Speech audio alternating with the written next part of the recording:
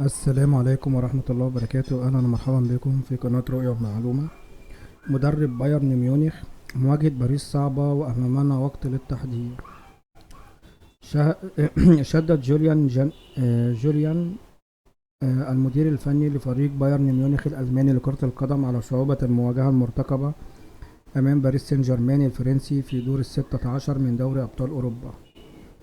وأوقعت قرعة دور الستة عشر التي سحبت اليوم الاثنين فريق بايرن في مواجهة باريس سان جيرمان الذي كان قد اصطدم به في نهائي دوري الأبطال في موسم 2019-2020. وانتهت تلك المواجهة بتتويج بايرن ميونخ باللقب. وقال المدير الفني عقب مراسم سحب القرعة: باريس سان جيرمان منافس قوي ولن يتطلع إلى مواجهتنا. وأضاف: أمامنا فترة حتى تأتي تلك المواجهة حيث لا تزال تفصلنا عنها بطولة كأس العالم، لكننا نتطلع إليها. وتأهل بايرن ميونخ من صدارة المجموعة الثالثة برصيد 18 نقطة، حيث حقق الفوز في جميع مبارياته الست بدور المجموعات.